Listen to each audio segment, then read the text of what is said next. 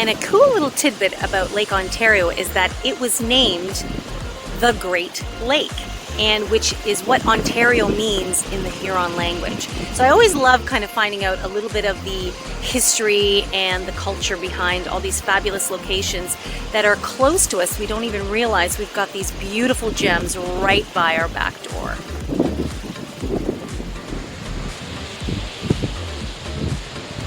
Did you know that this beautiful beach belongs to the city of Cobourg, and that Cobourg and this area was established in 1798? So it's quite an old town, and it still retains a lot of its beautiful, quaint charm.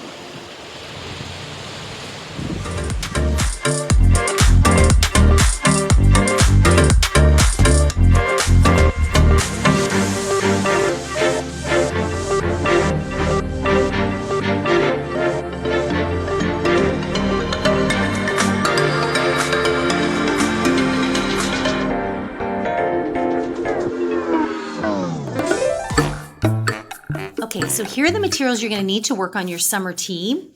I always make sure to have a pair of scissors and a darning needle ready to go for sewing in ends later on.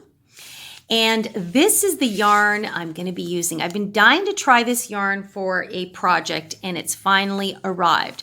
So it's Red Hearts, it's a wrap, and it's perfect for the summer tee because it's 50% cotton and 50% acrylic. And it is a 200-gram ball, which has 1,006 meters or 1,100 yards. There's a lot in here. So this should be plenty for your summer tee. Of course, depending on the size you're making it. It is considered a super fine yarn. So if you are impatient and don't like working with really thin yarn, you can definitely still do this design. But I would probably make it as a fall pullover or a winter kind of project. But if you can, even if you went up and got a fine weight 3, just a little bit thicker than this, I think you'd still make for a great summer tee. Now, one thing to take note is that this yarn requires you to machine wash in warm or cold in gentle cycle. And of course, with all my crochet projects, I do dry flat for myself. But I think this is going to make such a really pretty lightweight material, which will be perfect for summertime. Some people have even done this for a beach cover-up, which would be good too if you just work the design a little bit larger. So I've picked, the colorway I have here has this purple and mauve and pink, and it is called Romance for anybody that is curious. Okay. Now it's calling for a 3.25 millimeter hook.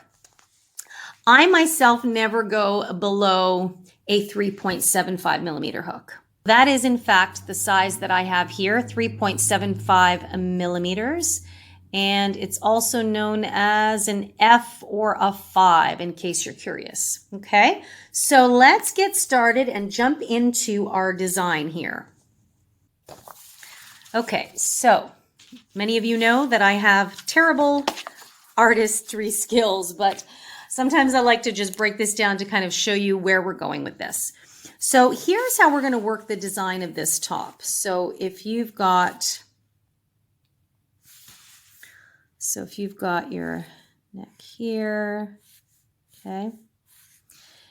So we are going to work the design sideward. So we're going to work, this is going to be our foundation chain, and then we are going to work back and forth the pattern, which I'll explain in a second. And you're going to work widthwise until you get the length that you want, the width that you want. So until you get the length to create the width that you want. Now, what I plan on doing is just going as far as making the front panel, and then I will do a back panel. Now, some people would go all the way around to meet up so that you seam on the side. But because of the way it self-stripes, I'm just going to work these in typical panels, a front and a back panel. And then, so this is not, so notice we're not working all the way up to the top. So, and of course, these are not even. Okay. So once I have that front panel, then what I'm going to do is I'm going to come back, and now I'm going to start working this way, back and forth, until we get the height up here. So this is going to, it is going to droop. Okay, so here is the arm. I know, guys, I am a terrible artist. So basically, I'm going to make it wider up here so that when you put it on, the sleeve will droop and kind of drape over like a little bit of a cap. So it's going to do that. So it's going to droop here. Gosh, I'm terrible. Okay, and then the arm will come out there. So do you see where I'm going with this? So we're going to start our foundation chain row here, and then we're going to work this pattern. So basically we're working it lengthwise. Then we will work the same way the back panel. Then we'll come back and we will work the top panel lengthwise. And I am banking on the fact that the color changes will emphasize this design, okay? And we're just going to make it like a large boat neck there, okay? Remember what I said about how to convert a knit project to crochet? What are your shapes? Essentially, these are the shapes we're working with. So this is the front, and this is the back, and then we're going to seam these together. Okay, now, if any of my beautiful artistry has totally thrown you off, do not worry one iota, because I am now going to break this down stitch by stitch and show you how to do it. Okay, so to begin, we want to start with a slip knot. Now, as you can see, it is very, very fine yarn. And if you're not particularly a fan, you just have to, you know what I always say, pack a little bit of patience and take your time. Okay, so we have a slip knot. So what we're going to do is our foundation chain row, and you just want to do the number of chains that will give you from basically however long you want it to be. Like if you want it to kind of sit above your hip, then you're going to make it a little shorter. If you want it to kind of drape over your hip a little bit, you're going to make it a little bit longer. So, and this is why I like working on projects like this, because for me to tell you, you need to chain X, it will always depend on if you're a tight crocheter or a relaxed crocheter. So I just like going by measurements, and you do the number of chains that will, for you, bring you to that measurement. So where I'm deciding to stop here is just below the breastbone. So basically, yeah, just kind of probably midway. So not quite under the arm, but maybe across the chest a little bit, okay? And you can gauge that how you like. So I do want the sleeve opening to sit very droopy, so I don't want it to be snug. And that's why I'm stopping a little bit lower. I'm not going kind of, some people might go around the sternum area, like if you were making a V-neck, the sternum is kind of where I like to kind of, as low as I like to dip. So I would be somewhere mid-breast, so to speak, okay? So across the chest. So that's the length of my chain that I'm going to create. So I'm just going to go ahead and work the length of chains that I need for that. Be very careful here not to be super tight, because you will regret it later when we try to work back into these chains. So you can see I'm keeping it kind of relaxed. Okay, so do your length, and then I'll meet back up with you when we're ready to start row 1. Okay, so I have done about 90 chains because I want mine to sit a little bit longer, and that's given me approximately 16 inches, which is also about just under 41 centimeters. Okay, so I want mine to sit a little slouchy, maybe be able to wear it with some leggings, that kind of thing. So once you have the chain length that is good for you, and again, notice I've tried to keep them as consistent as possible, and make sure you don't twist your chain at this point because this would be very easy to do. So we are going to be working half double crochets, and so that's what you're going to do. You're going to find the second chain, sorry, you're going to find the third chain from the hook, and we are going to half double crochet into each and every single chain. And this first one is super important that you stay very relaxed and consistent with your stitches. You don't want to start accidentally getting tighter because then your length is going to scrunch. It's going to get a bit shorter, right? So if you're really hard set on the length that you have chained, you want to make sure you maintain that length. So as always, we yarn over, insert the hook, pull up a loop. You'll have 3 on your hook, yarn over, and pull through all 3. Okay, so you can see it's starting to look something like that. It's very thin yarn, so the first row might be a little kind of tricky to see the outcome. That is the back, and that is simply all you're going to do for row 1. Okay, so I will meet you at the end of your row when you've done 1 half double crochet into every single stitch. I'm in my last stitch here, right at the very end. So now my stitch count is 89 stitches. Okay, so I'll have 89 stitches in total, and my work looks something like this. Remember, we had to turn and skip a couple of chains in order to do the half double crochet. Okay, so that's our first row done. And here is a good time to gauge whether or not you're happy with the length. Kind of hold it up against you or the person you are making it for, and make sure that you are happy with this chest to hip ratio. Or maybe you're only going to stop right at the waist, like maybe you'd like to make yours slightly shorter. Totally up to you. Okay, let's talk about round 2. So for round 2, we're going to continue doing half double crochets. So what I'm going to do is I'm only going to chain 1.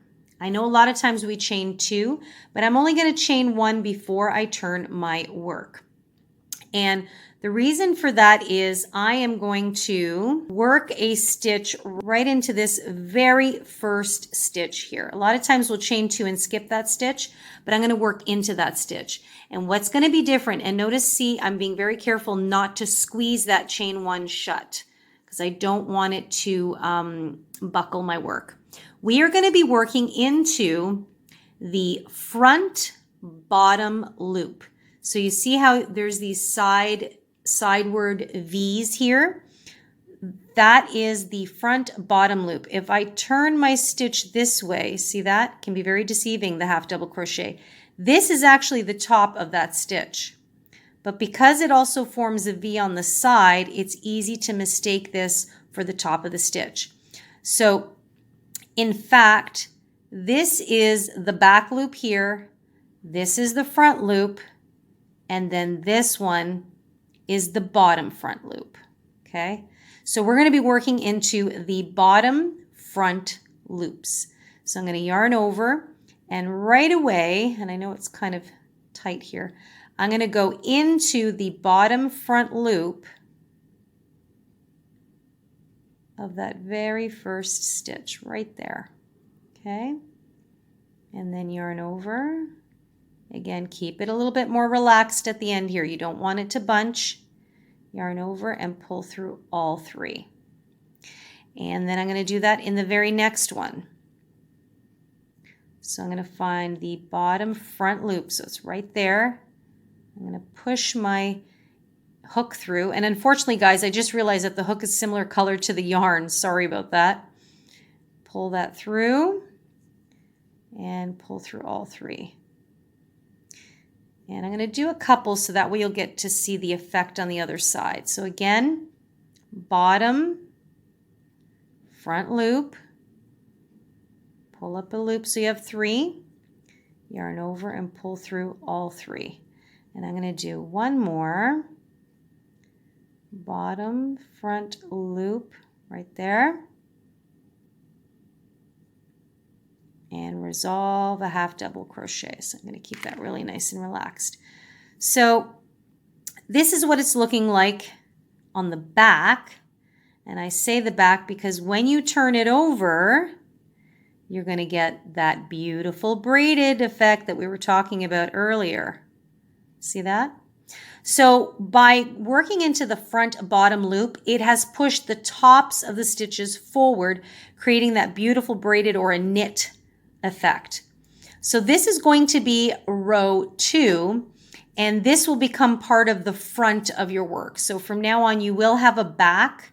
So right now we are working across what will be the back, okay? So just do that all the way to the end, and that is going to be row 2. And then we're going to talk about row 3. Okay, once you've gotten to the end of row 2, your work is going to look something like this. So now you can really see that the braiding is coming through, and it just looks so lovely. So we're on to row 3. And for row 3, we're going to continue doing our half double crochets. But we are now going to work into the back loops only. So we're going to chain 1 again and turn your work, or turn your work and then chain 1. And what we're going to do here is we're going to go right away into the back loop of the very first stitch. So in the previous row, we were working in the bottom front. This is the bottom front, this is the front, and this is the back. So I'm just pointing here just so you can see where it is. Okay, so we're going to go right away into the back loop of the very first stitch. I know normally we skip that stitch, but because we only chained 1, and I'm doing that specifically because I'd like that first stitch to be a little harder than just your typical chain 2 for your half double crochet. So there you go. And that is what we're going to do all the way across for row 3. So we're going to work into the back loops only.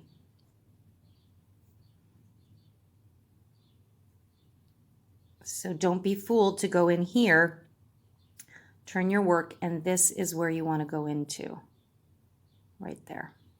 And so what we're trying to do is create the same knit or braid effect, but we want it to be facing the same side as the other one. So for row 2, we worked into the front bottom, and for row 3, we're working into the back loop. So hopefully you can see that there. So now you're getting 2 knitted stitch looks side by side, or 2 kind of braids side by side.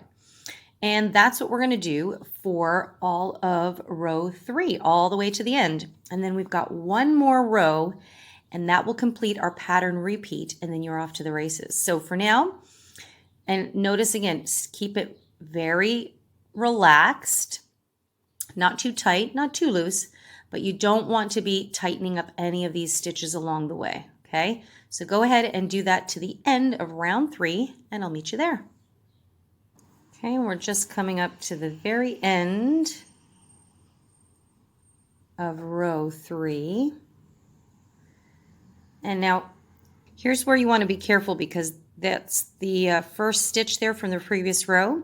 So there was a chain 1 and then a half double crochet. So it does make itself visible, but it can be easy sometimes to miss. See, right now for the untrained eye, you would think that you're done your row. but you are not, and this is why it is important to count your stitches, like I said, for consistency and quality, especially if you're working on a garment, right? Because you don't want things to come out uneven. So that is our last half double crochet. And now you can really see that you've got this beautiful ridging effect happening there. Okay. And now we're on to row 4. So this is where things are going to change a little bit. For row 4, we're going to chain 3. We're going to turn our work. Okay. And now what we're going to do is we're going to work the shell stitch across the width of row 4. So we're not going to go into the very first stitch here because we've done a chain 3. So that belongs to that chain 3. You're going to skip the next stitch and into the following stitch. So that is 2 stitches away from the base of your chain 3. And so now we're going to go into the full stitch. So these are the side V's and these are the top V's.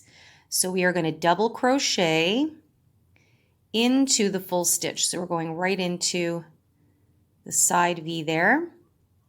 And you're going to pull up a loop and do your double crochet. And now we're going to do 2 more double crochets into that same stitch. And we're just working the full stitch like I said. Whoops.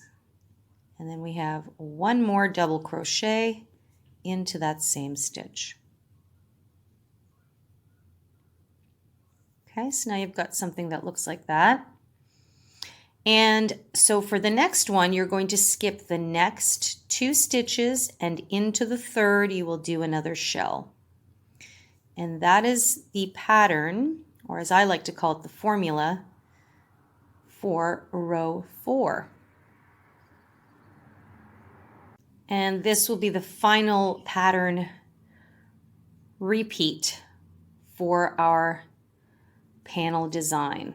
Okay, so you've got something that looks like that. Pretty, huh? Now you're going to get a little bit of a lacier effect. So I'll do that one more time. We're going to yarn over, skip the next 2 stitches, and into the third, you will do a shell stitch.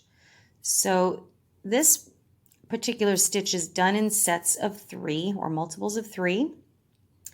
And because we didn't take a specific stitch count at the beginning because we were just going by measurement, don't worry, I'm going to meet up with you at the end because you may ask, well, what if I have 4 left? What if I have 1 stitch left?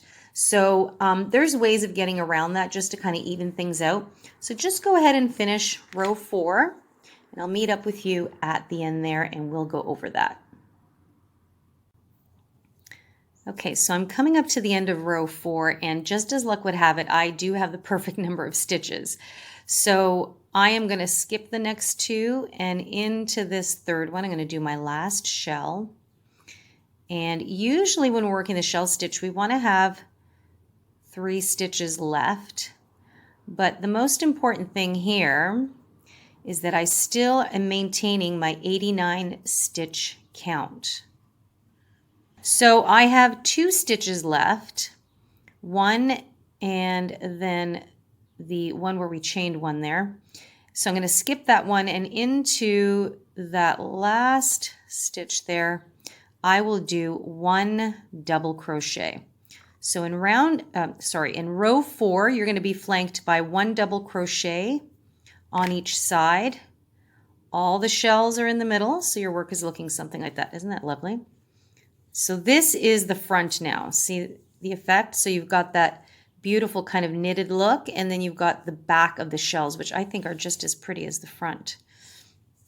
And then we started with that chain 3, which represents a double crochet. Okay, but let's say you ended up with 3 at the end or 4 at the end.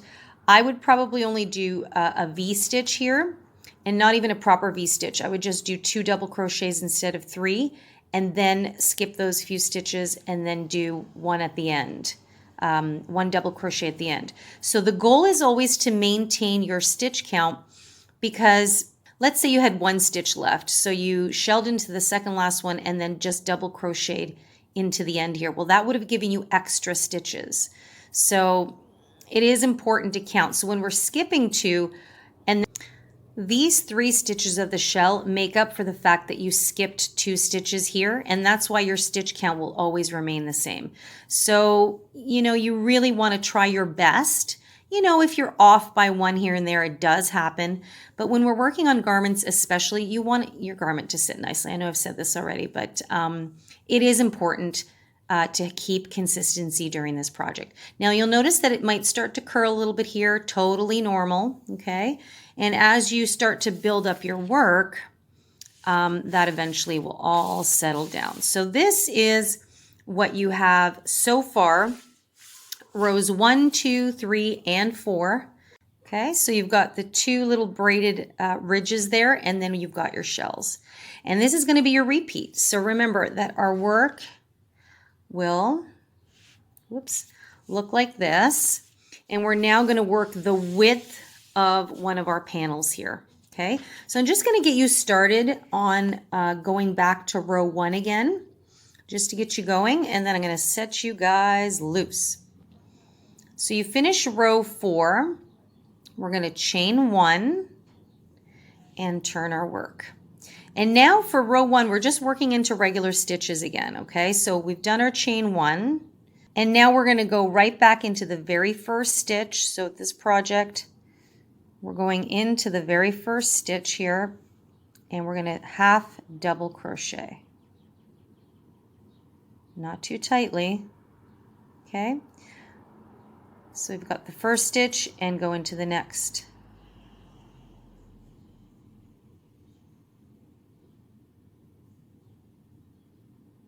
Okay, so it's pretty straightforward. Just 1 into each stitch.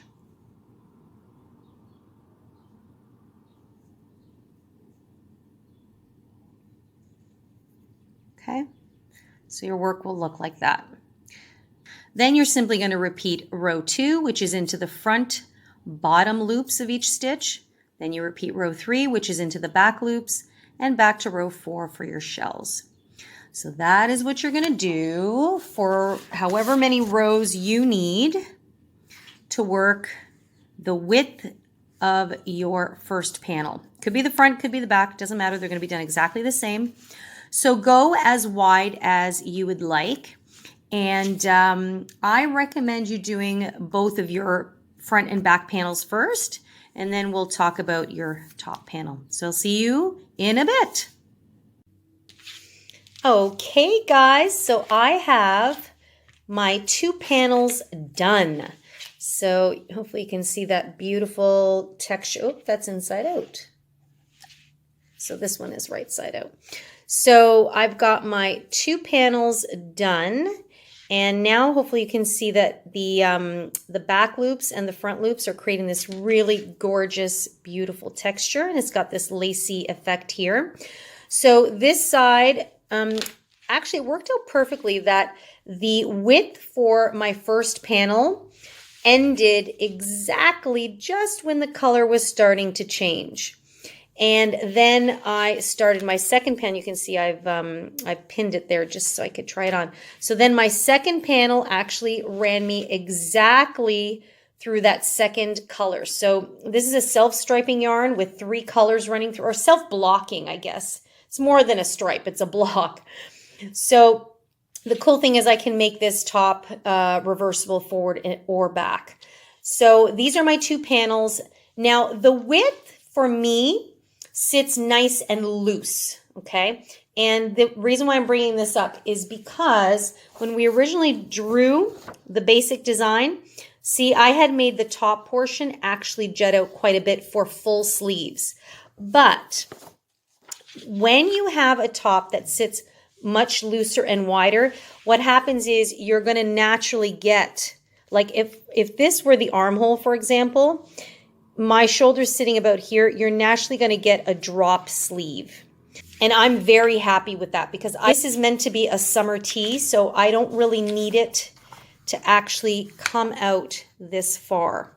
So now that I'm going to work these two top panels, I'm just going to show you a slight deviation. However, if you have made the length or the width across of your tee and it sits snugly, like you like more of a form fit, then chances are your sleeve, like if we were just to do the top panel the same width, which is what I'm going to do for mine, but if yours sits snugly, then your sleeve won't drop that much. It might be a little bit of a cap just over the shoulder there. Kind of like those of you that did the Easy Crochet Summer Top from 2019's Summer Top. That one, we kept it exactly the same width, and it just kind of juts over the shoulder, okay? If you want to create a longer sleeve, then I would proceed to do a longer length across, okay? And I'm going to talk about that right now as we talk about the top one. But you're going to see for me, I'm going to make a slight adjustment, and I'm just actually going to build my top beginning from the edges of the panels I've already made. If you want a longer sleeve, I recommend you making your panel completely separate and then sewing it on basically how I originally had discussed it. Okay, so that's what we're going to talk about next. Okay, so another thing I wanted to mention, as you guys know, that the color changes worked perfectly for this top, and I have just, I think, what's going to be the perfect amount left of this cranberry color to actually be perfect for sewing in the sides of my top, okay? So it's gonna match this color perfectly, and it's just gonna look like they're gonna blend. So I'm gonna keep this aside here. So I've pinned my sides together, and this is because I was trying it on, and I just wanted to see kind of how it sits.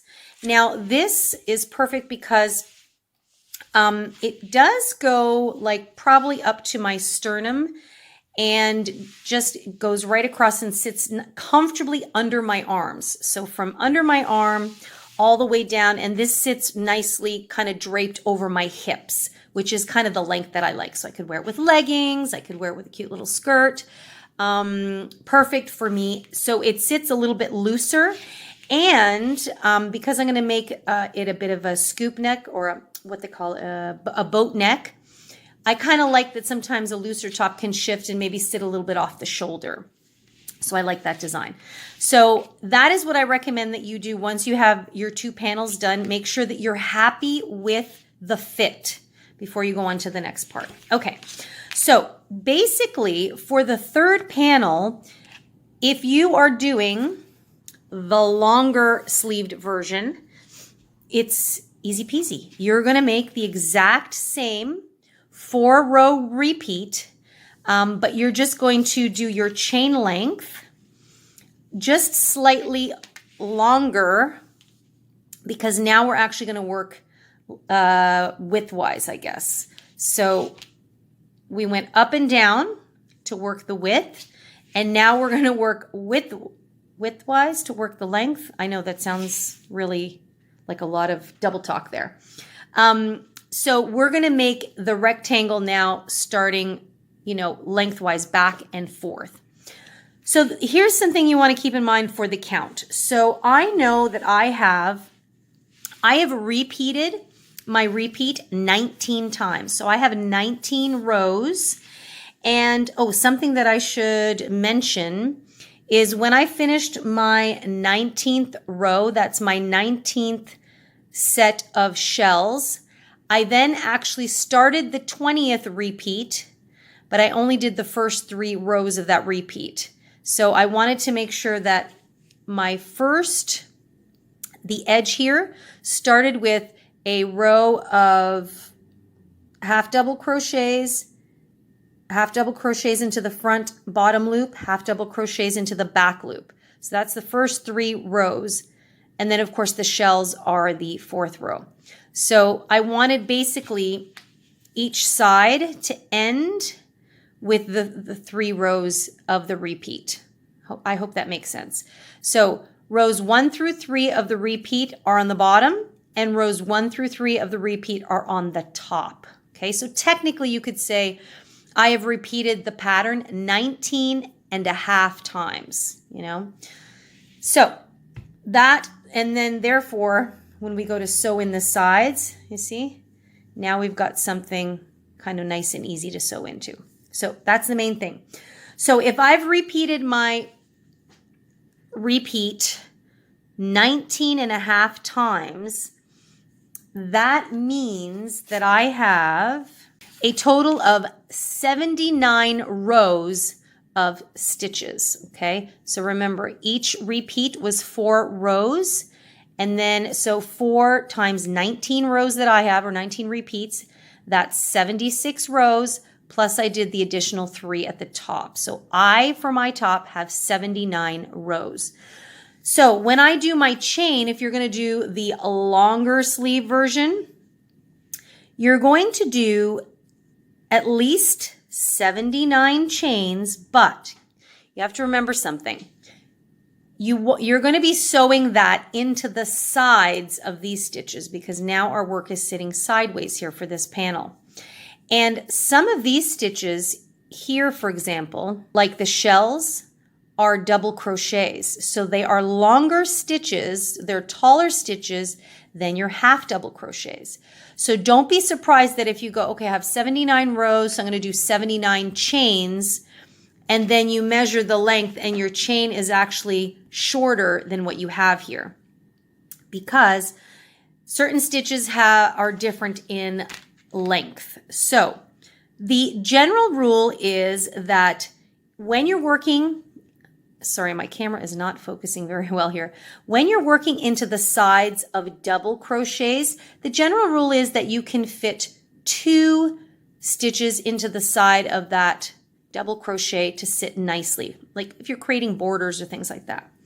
So I have my 79 rows, but I have 19 rows that are double crochets. So I know that I should actually be adding another 19 chains to that count. Okay, so hopefully, let me just show you how I'm working out my math here.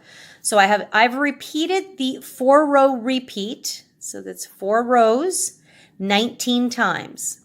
That'll give me a total of 76 rows, plus I added those additional 3 rows at the end just to kind of give it a nice finishing touch. So I have 79 rows in total. Remember that 19 of those are double crochets, so we need to add another 19 chains to give us the proper number of chains for the length here. So that means that in total, I should be doing a minimum of 98. Now remember, if you want to do longer sleeves, you're going to have to do slightly longer because 98 will get you exactly the length across the way. So this is where you're going to have to gauge. You need to do a minimum of 98 if you have repeated the same number as I've done. And then I would probably do an additional 20. So why 20? Because this will give you at least 10 on each side.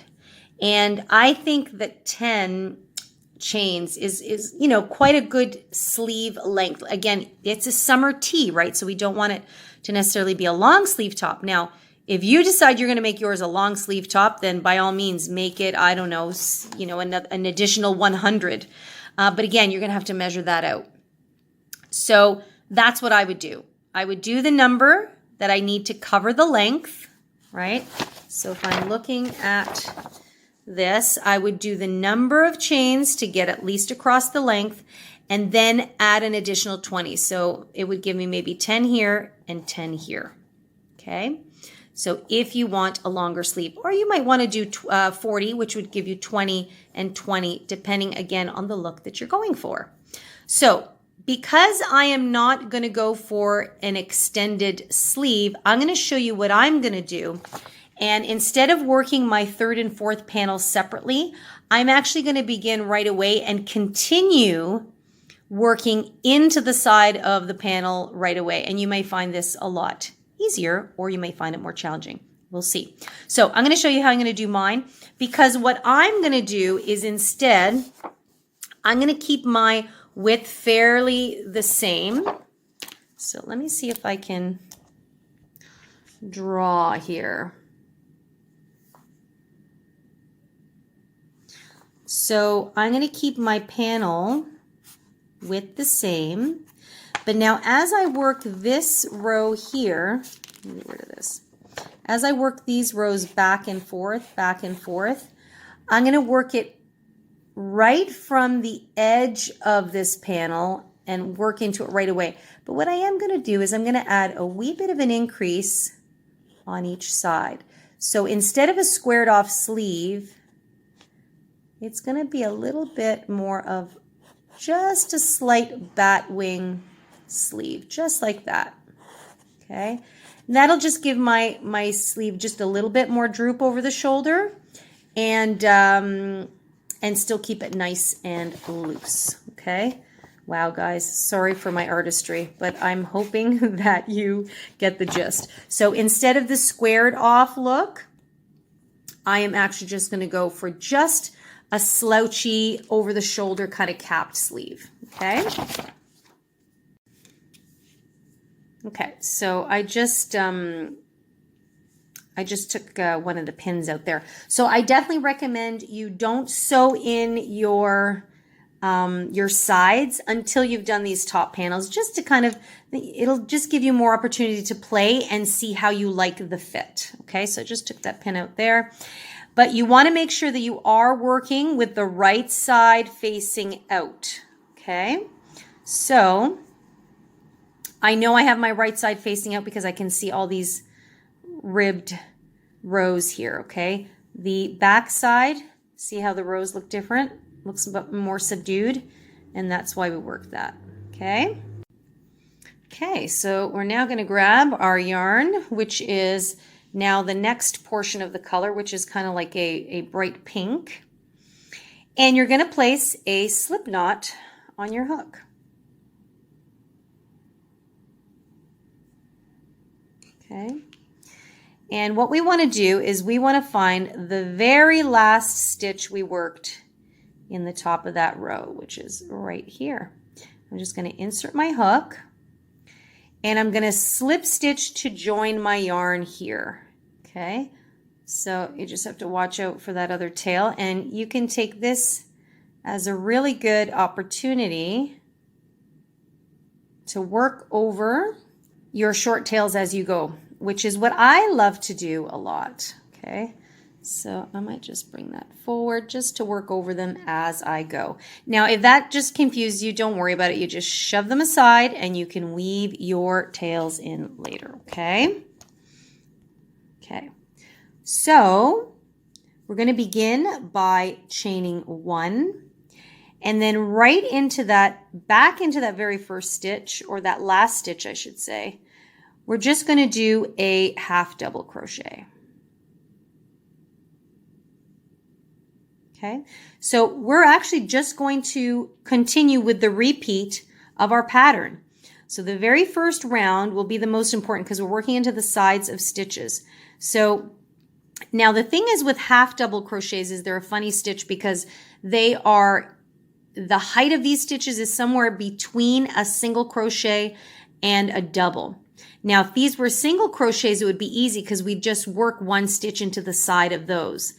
But half doubles are funny, so you're going to really just have to gauge it, okay, by how it's looking to you.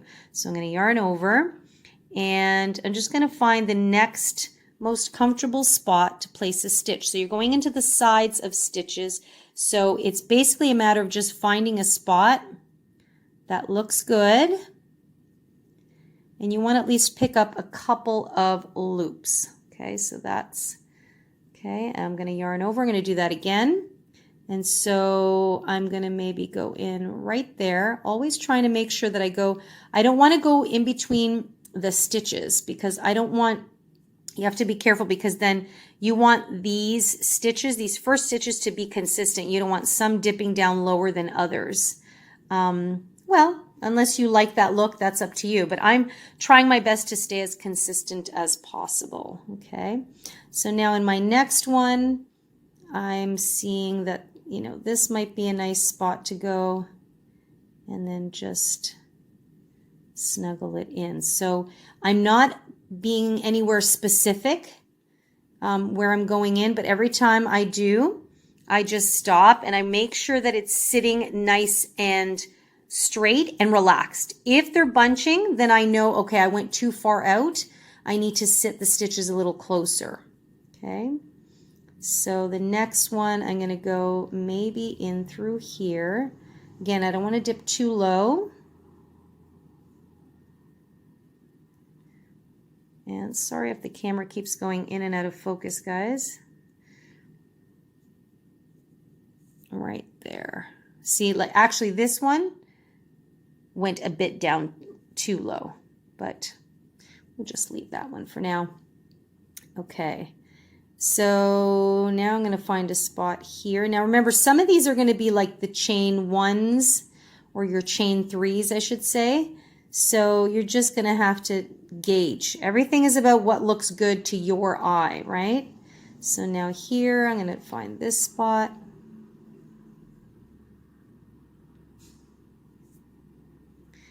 And that's basically how you're going to do it. You're just going to work your way across all the way until you get to the end of your panel. And I'll just meet you back up at the end to show you how I'm just doing these subtle little increases on the edge there, okay? Okay, and I'm just at the very end here. And I'm going into that last spot. And I am going to squeeze one more in here. Okay, so my first row is looking like this. Now you can see that it's already kind of extending outward, which is fine. And that tends to happen when you're working half double crochets, especially into the sides of stitches. So you can see some of them are a little bit on the bumpy side, but for the most part, I'm pretty happy with how that turned out. And I always try to stitch into the ends of the ridges just to give it a little bit more of a sense of continuity. So basically, and you can see here that it just looks like it's kind of bowing out there. And that's okay too, because remember, I'm going for that bat wing effect just for the top of the sleeve. Okay, so now going on to the next row, I'm just going to chain 1 and turn my work. And of course, now it's going to be much easier because we have stitches to work into. So I am now repeating the pattern repeat. So I've done 1 row of half double crochets. And now remember, that's the front of our work. So I'm going to be working into the front bottom loops here. Okay, so right back into this very first stitch, I'm going to the bottom front loop. So if I turn my work, you see there's 2 loops at the top. That's the back loop, which is furthest away from me. This is the front loop. And now this is the front bottom loop. Okay, and there's the tail from the other end. So I'm just going to ignore that. So I'm going to insert my hook into that bottom front loop.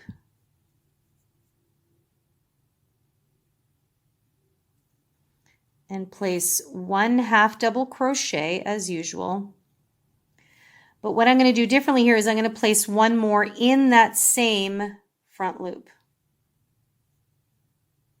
Okay, so then that is going to increase the number of my stitches. It's just going to send it out a little bit, and that's okay. And then I work the rest of my stitches as usual into the bottom front loops.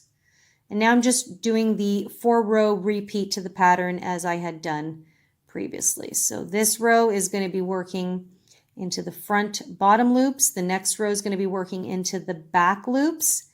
And then the following row is going to be our shell row, and we continue as usual.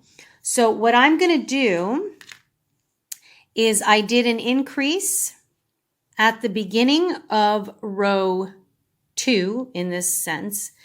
And then when I get to the end and I work my last half double crochet into the front bottom loop, I'm going to do another one. So I'm going to do 2 on this side and 2 on this side like I have done. So I'm going to do my repeat. Then I'm just going to work the 4-row repeat as usual. Once I come back to the row 1, Then I'm going to gauge to see how I like it. And if I'm going to do another increase, that's where I'll do it. Now, in this particular case, I did it in row 2 because remember, row 1, we were just trying to establish working into the sides of our panels. So I worked my increase on row 2 of the 4-row repeat. Anytime you increase, now you're going to increase it in row 1 of your repeat. So it all depends on how many rows you're going to need. So I'm going to keep going until I hit just around my collarbone, okay? And then I'll talk to you guys there because I'm just going to add a little bit of little shoulder opening there just to kind of give it a little bit of a scoop. But pretty much the pattern is as we've been doing.